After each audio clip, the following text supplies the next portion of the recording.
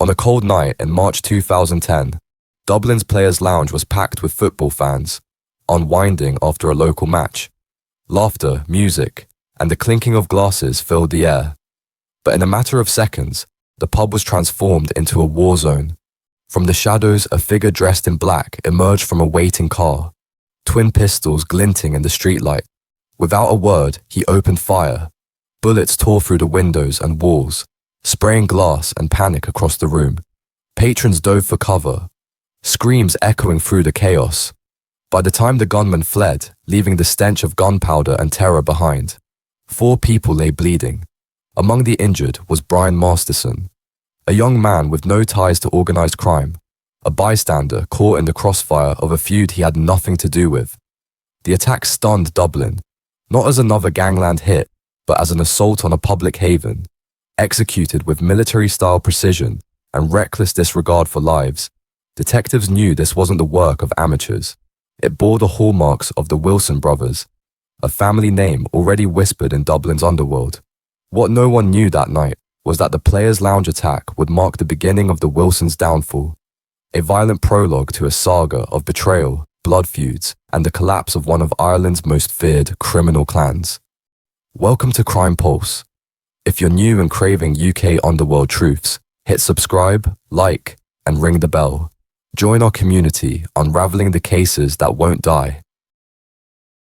Long before the Players' Lounge attack made national headlines, the Wilson name was already circulating in Dublin's underworld. The family hailed from Ballyfermot, a deprived working-class suburb in West Dublin, where economic hardship, high unemployment, poverty, and a rampant heroin epidemic pushed many into crime for survival. Mentored by Martin, the General Cahill, Alan's uncle and a legendary Dublin criminal, the Wilson family made organized crime their business.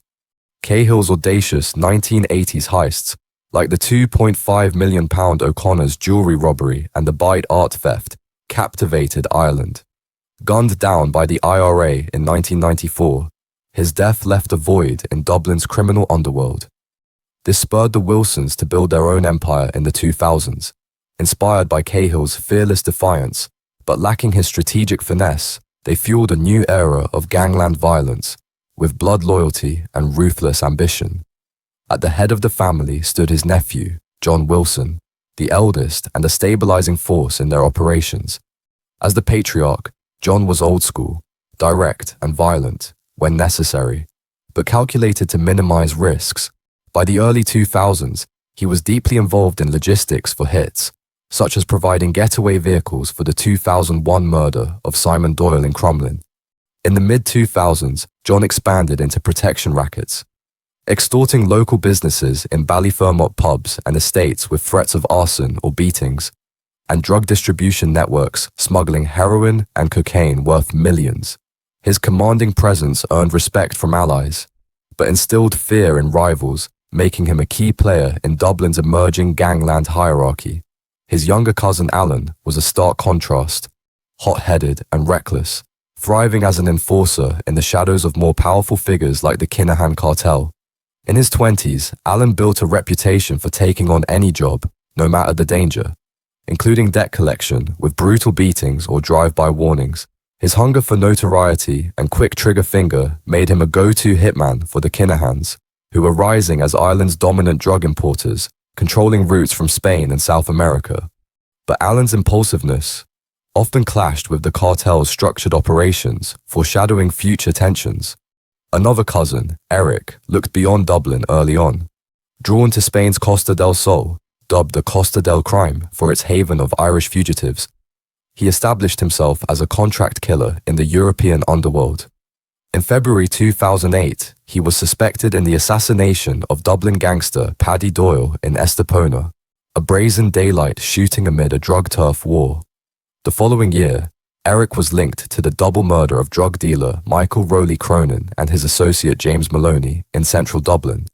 Though he operated from Spain, coordinating with local crews, these hits highlighted the Wilsons' international reach, tying them to cross-border drug smuggling and feuds that spanned from Ballyfermot estates to Marbella villas.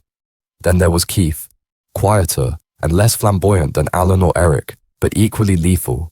Starting as a foot soldier in the early 2000s, Keith proved his mettle through enforcement work, such as intimidating witnesses or guarding drug shipments. By 2009, he was rising to major roles, his cold determination making him indispensable in hits that required precision. Keith's low profile allowed him to operate under the radar, but his growing involvement drew Garda attention.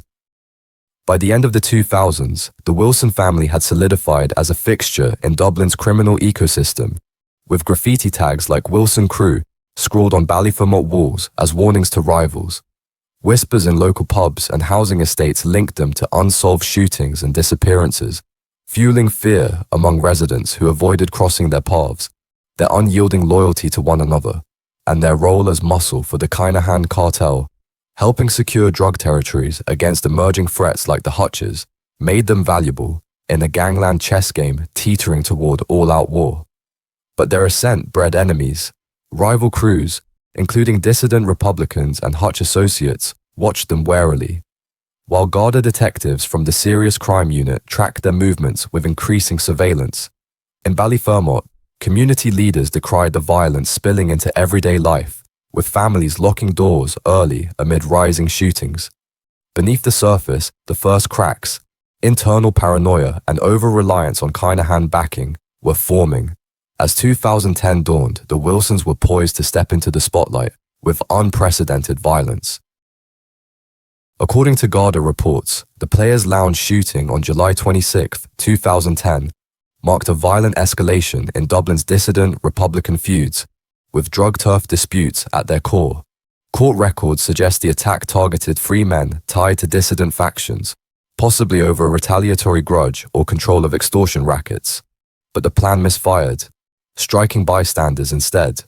Investigators say Alan Wilson orchestrated the hit, allegedly sourcing dual 9mm pistols, securing a stolen VW Golf, and planning an escape route to a Clontarf industrial estate, where the car was later found torched.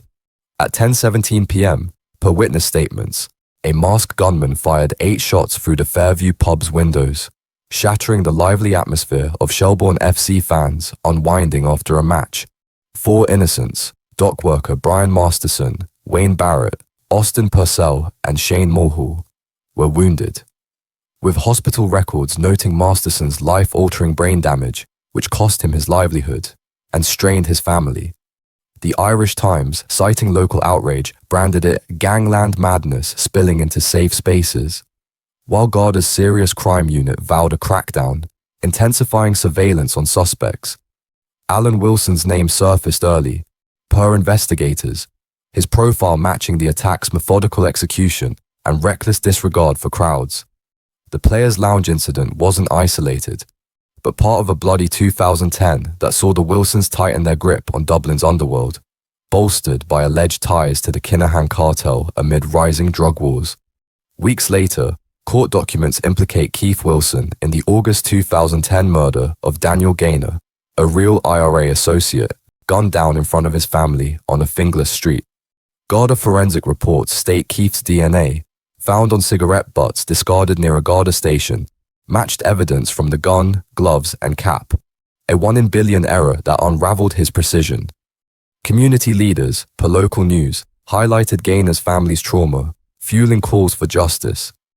Meanwhile, Spanish police reports tie Eric Wilson to a June 2010 assassination on the Costa del Sol, where he allegedly shot Dan Smith 7 to 11 times at the lounge bar in Fuengirola, a brazen daylight hit linked to a drug dispute. Europol's collaboration with Garda, per reports, placed Eric on Europe's most wanted list by late 2010, underscoring the Wilsons' international reach. Back in Dublin, John Wilson, the eldest, provided a stabilizing hand. Associates whispered of his logistical support, burner phones, safe houses, for his cousin's hits. While he avoided direct violence, investigators suggest his role bore the family's violent imprint, clashing with Ballyfermot's growing unrest. By 2010's end, Garda sources note the Wilsons were among Ireland's most feared. Their trail of violence, from pub ambushes to street killings and Spanish executions, intimidating rivals. To the public, they were masked threats.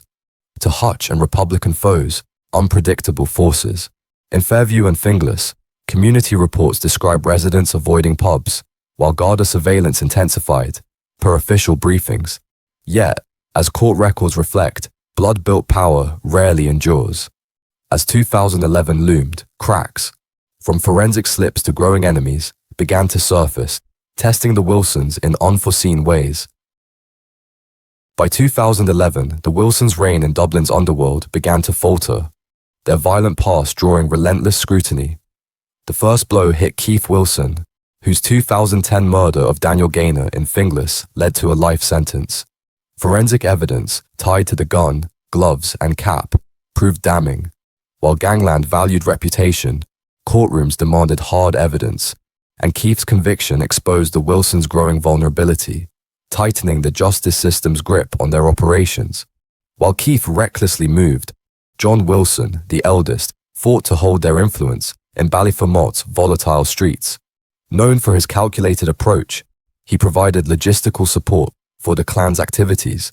But on September 28, 2012, his past caught up. In the hallway of his Clover Hill Road home, gunman Keith O'Neill shot him in the arm and chest, in front of his 7-year-old daughter, likely over a drug debt or gang rivalry. O'Neill's 2015 life sentence confirmed the feud-driven motive. John's death struck deep. His old-school discipline had anchored the impulsive Wilsons. Without him, the family slid into chaos, as Ballyfermot residents braced for escalating violence. The turmoil grew in January 2013, when Luke Wilson, a younger clan member, faced his own reckoning. During a meeting in Memorial Park, Inchicore, childhood friend Patrick McCann ambushed him, firing 3 bullets into his face, neck, and arm. Over a drug debt and a perceived insult to Luke's uncles, the gun jammed, sparing Luke's life, but he lost an eye, bearing permanent scars. McCann's 20-year sentence for attempted murder in November 2013 underscored the betrayal. The attack rattled Inchicore, with locals avoiding parks and community leaders demanding safer streets, reflecting the Wilsons' toll on Dublin's neighborhoods. From 2011 to 2013, the Wilsons fell from feared enforcers to a fractured clan. Keith's life sentence, John's murder, and Luke's near-fatal ambush exposed their weaknesses, yet they clung to their violent path, ensnared in a cycle of vengeance that would hasten their collapse. In the shadows of Dublin's Gangland, the Wilson family's reign began to fray. The Kinahan-Hutch feud, a brutal war over drug routes and old betrayals, erupted into a full-scale conflict, turning Dublin's streets into a battleground. The Wilsons, long aligned with the Kinahans, served as loyal muscle, enforcing debts, guarding shipments, and executing hits with ruthless precision. But their role was never secure. To the Kinahan cartel, they were useful tools, not untouchable allies, valued for their violence but easily discarded when stakes rose. As Hutch gunmen struck with retaliatory ambushes, like a 2015 hit on a Kinahan associate in Dublin's north side, the Wilsons were drawn deeper, into a war they could barely control. The Kinahans demanded bolder moves, riskier hits, tighter loyalty, while offering less protection. Rivals sensed weakness, and old enemies began to circle, their taunts scrawled in graffiti, mocking the Wilsons' fading power. John's loss, gunned down by Hutch enforcers in 2012, still haunted the family, stripping them of their steady hand. Alan, Keith, Luke, and Eric pressed on. But the cartel's shadow loomed larger, their alliance a double-edged sword. The Kinahans began to distance themselves, sidelining the Wilsons for new enforcers who could better navigate the escalating feud.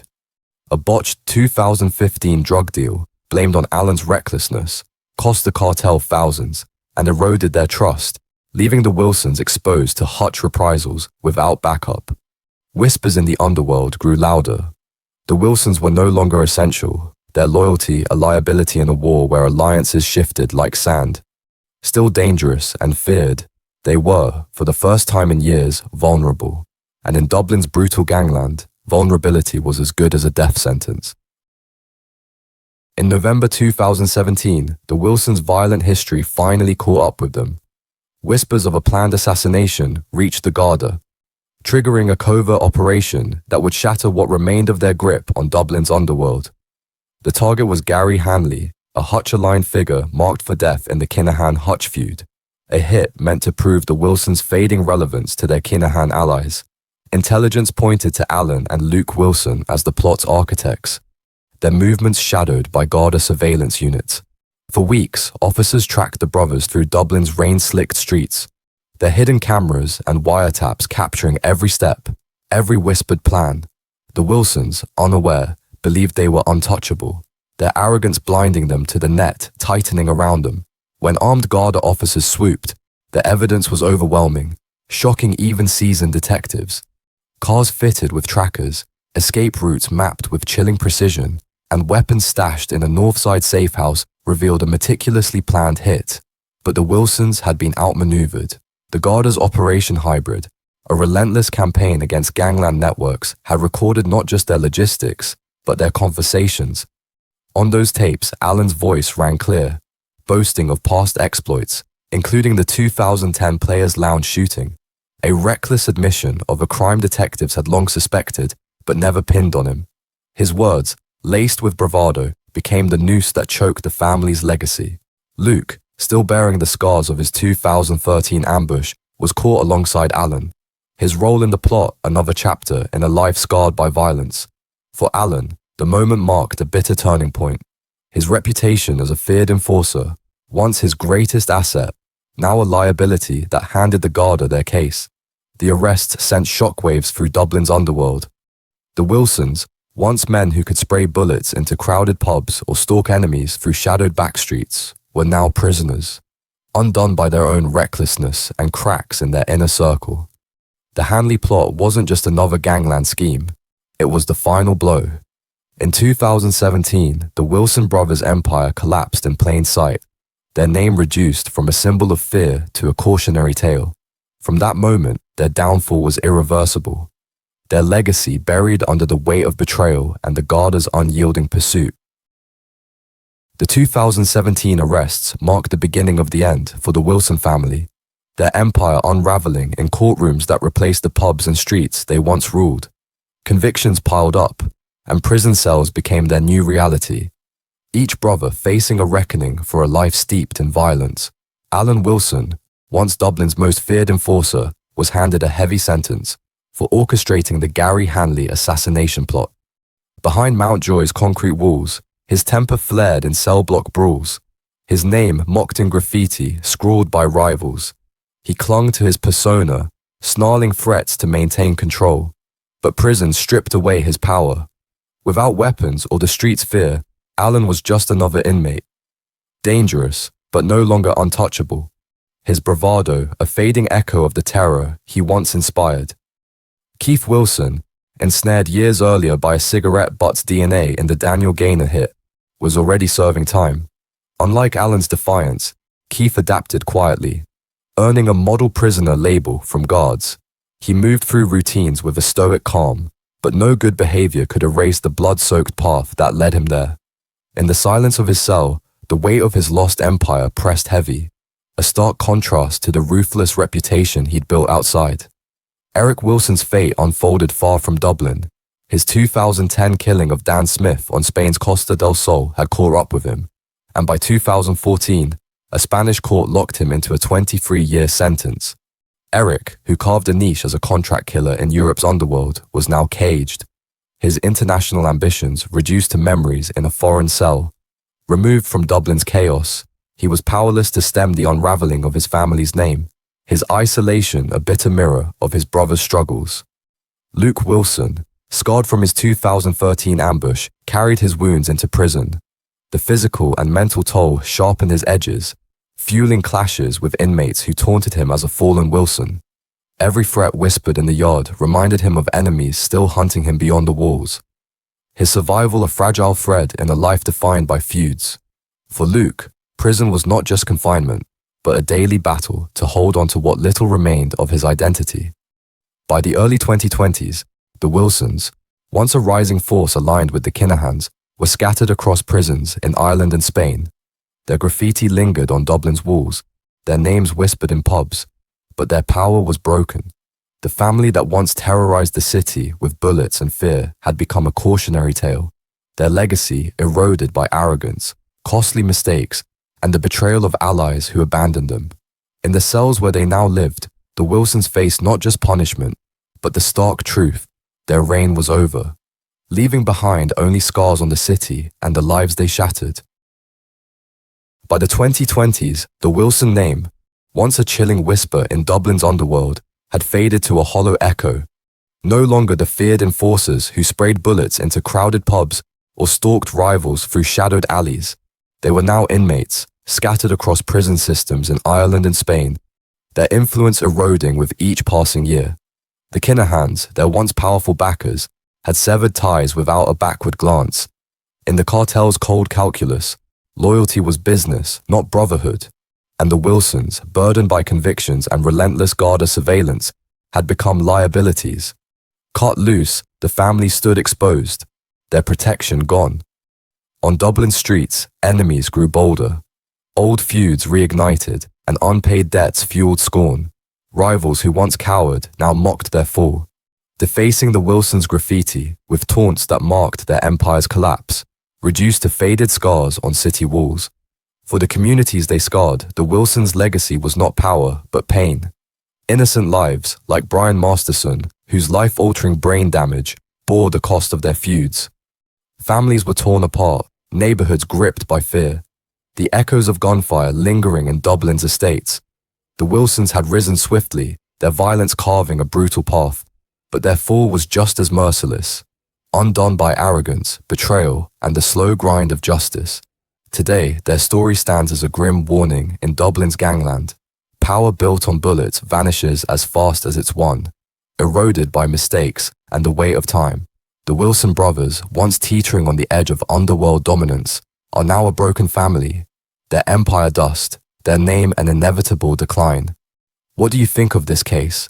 How does it feel to know families and communities endured so much only to find some closure in 2020? Drop your thoughts in the comments, and if you want more deep dives into true crime stories like this, hit that subscribe button and ring the bell. Thanks for watching, and I'll see you in the next one.